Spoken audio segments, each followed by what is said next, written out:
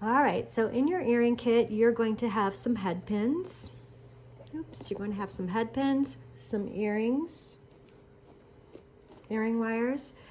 You'll have some gold or silver little in between things, and then you'll have your stones. Whenever you're making an earring, what I typically do is I pick out a bottom stone and a top stone. And those are the first two main stones I do. And you just want to make sure they're kind of coordinating a little bit and they look good. So just two stones, a bottom one and a top one. The top one can be a rhine or a crystal, or both of them can be crystals if you want. It doesn't really matter. Just two beads that you really like. And then all of these earrings, what they vary on is what is in between the stones. So I try to always put two or three, one in the top, one in the bottom, and one in the middle. So in this case, we have these little things, and they're gold. We have one on the bottom, and then my stone, and then this middle spacer is one of these. It's just a little spacer, and on the sides of it, it has little crystals in there. This one, of course, is gold. And then my top bead is just a gold polished stone. And then the top bead is one of these again. And basically that's how you design the earring. And like I said, these are just a couple other ideas. I really like using little tiny balls at the top and the bottom. I think it looks really pretty. And then on this one in between, we have some more rhinestones. This design, we didn't do any ball at the bottom. We just did one in the middle and two on the top. So you could do two in the middle, two in the bottom, two in the top. You can design it however you want it. And then this one,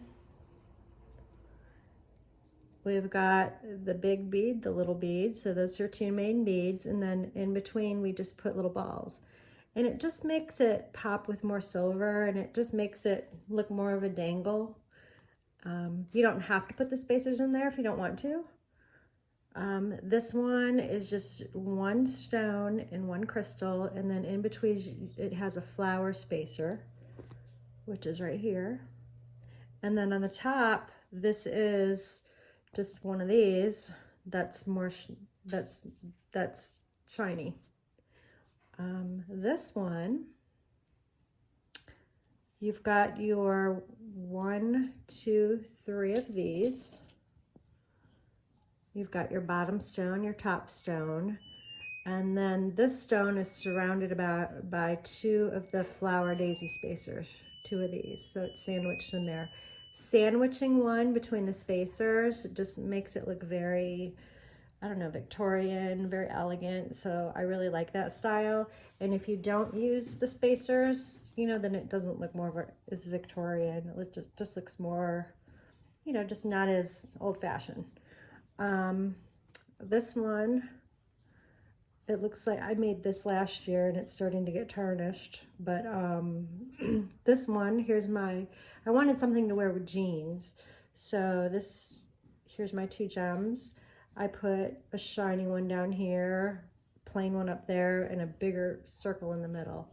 I love circles. I always have lots of them. And then these are all the middle things that you can use. But basically that's how I make most of my earrings. I mean, again, like look at this one. I've got two balls, and then I've got actually the rhinestones, top and bottom. And then my pearl is sandwiched between two flowers. And that turned out really pretty. So basically you could make this earring as long as you have these pieces in any color. So if you want to put a blue pearl in there and two different color crystals in there, the rhinestones and the spacers just really make it pop.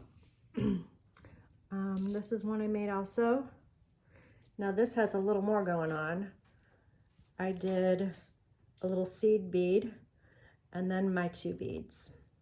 And then I have a dot or a ball at the top and bottom, and then I have the 3 flower spacers.